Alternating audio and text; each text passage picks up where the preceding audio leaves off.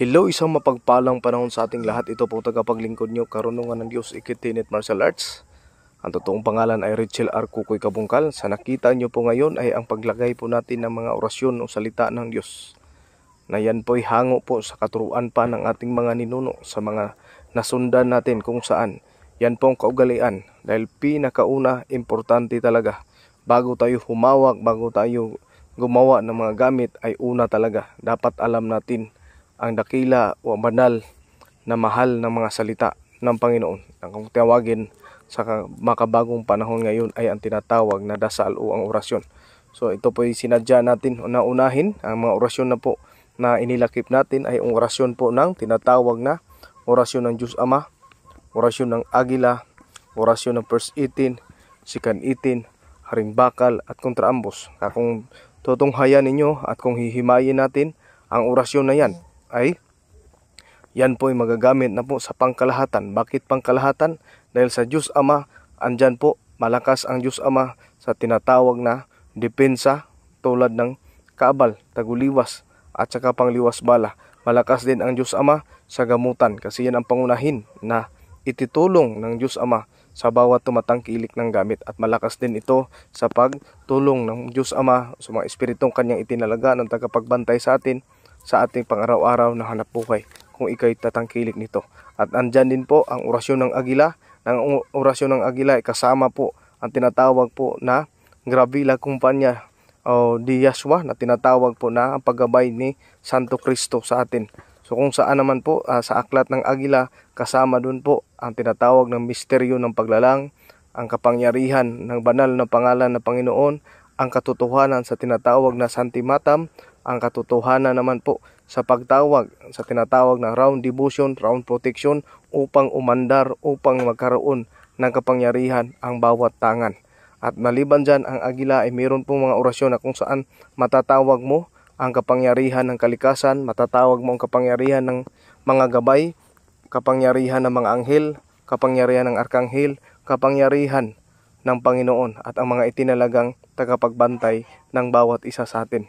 At maliban dyan, andyan din sa aklat ng Agila ang pambihirang panggamutan, at andyan din po sa aklat ng Agila kung saan nakalatad o nakaantala o nakailathala ang mga orasyon na kung saan ay pwedeng magagamit sa anumang aspeto ng ating pamumuhay. Lalo na kung ikay magtatawag ng orasyon ng pagtawag ng yaman sa sanlibutan, ay nakalakip po dyan. At kaya din ang pagtawag din ng tinatawag na ancestral dollar o salapi dito sa sanlibutan. At of course, maliban po sa Agila, meron po tayong tinatawag na First 18. Ang First 18 po ay yan ay pagsara at pagbukas ng kapangyarihan, pagtawag ng mga anghel, at pagpasama ng mga tinatawag nating gabay, mga tinatawag nating maaring tumulong sa atin, sa mga tinatawag natin na kung saan ay pwedeng makatulong sa ating paglilingkod, hindi lamang sa ating sarili kundi sa ating pamilya, at kung pahintulot ng Panginoon pati na po sa ating kapwa. So ayan din po ang orasyon po ng tinatawag ng Second 18, na kung saan katulad ng First 18, pagbukas at pagsara ng kapangyarihan, at kung andyan din po ang pagtawag na tinatawag na orasyon ng pagtawag ng mga kapangyarihan ng mga anghel, arkanghel, kasama ang ating tinatawag na kapangyarihan ng Amang May Kapal. At andyan din po ang mga orasyon ng pagpagabay, pagsama ng mga anghel kung saan man tayo naroroon. At hindi lang po yan, nakalaki po sa Second 18 ang gamot, ang sumbalik, at ang tinatawag din na gamot sa mga nabulag, gamot sa mga lumpo, at ang pantaboy ng tinatawag na mga masasamang likha tulad ng mga lumilipad sa gabi. At hindi lang po yan, hindi po dyan nagtatapos. Meron po tayong tinatawag din na orasyon ng Haring Bakal, na kung saan ang Haring Bakal, alam na natin yan, pangunahin ang mga orasyon ng Haring Bakal, lalo na po sa mga mahigpitang laban, kasi ito'y magdudulot ng pambihirang kabal at kaya mong matalo kahit anumang tangan ang may hawak o ang hawak ng iyong mga kalaban, kasi kasama sa orasyon ng Haring Bakal ang tinatawag ng paggapi, lalo na sa mga taong nag-abuso o sa mga taong lumabag na sa batas ng tao at lumabag sa batas ng Panginoon. Yan din, marami ang kapangyarihan ng Haring Bakal. Pagtawag, kasama na din sa orasyon ng Haring Bakal ang tinatawag po sa pagtawag ng Santissima Trinidad, ang pagsama nila mga gerero, ang 7 arkanghel, kasama ang tinatawag natin mga manulunda o tinatawag nating gabay. At hindi lang po yan, ang handog din ng Haring Bakal sa atin mga kaibigan, mga kapatid, ay ang tinatawag din po ng pagtawag o mga orasyon ng mga santo o santa na maaring makatulong sa atin sa oras ng ating pangangailangan. At hindi lang po dyan nagtatapos, kasi meron tayong orasyon na tinatawag na kontraambos, na kung saan sa kontraambos, kahit ikaw lang ang may tangan, basta't ikaw o kayo ay matambagan, kayo ay aabangan ng kalaban, o kayo ay maambos, ay magtaka ka na lang, ang orasyon mo, magtataka ka, dahil kahit ikaw lang ang may tangan, magtataka ka dahil pwede mong ipasa ang kapangyarihan mo kung sino man ang malapit sa iyo o mahal mo sa buhay na walang gamit pero kasama mo sa oras ng kagipitan. Pwede mo silang mabahagian ng enerhiya o kapangyarihan na galing sa ating tinatawag na mga banal, mga santo, mga gerero at ng ating mga may kapal.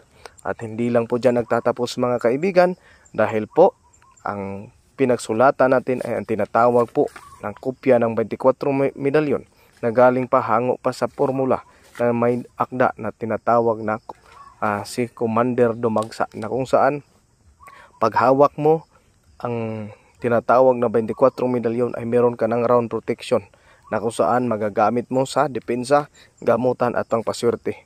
At isa pa, sa pagbibigay linaw ko, ang orasyon o ang kopya ng 24 medalyon ay yan po ay mga silyo upang hindi tayo magapi ng ating mga kaaway, upang makagamot tayo sa ating sarili, sa ating pamilya at sa ating kapwa, at upang makadepensa tayo sa anumang panunubok ng mga masasamang likha, gaya ng sinabi ng Panginoon, kaya't isuot natin ang kargada ng galing sa amang may kapal upang makapanlaban tayo sa panunubok ng mga masasama.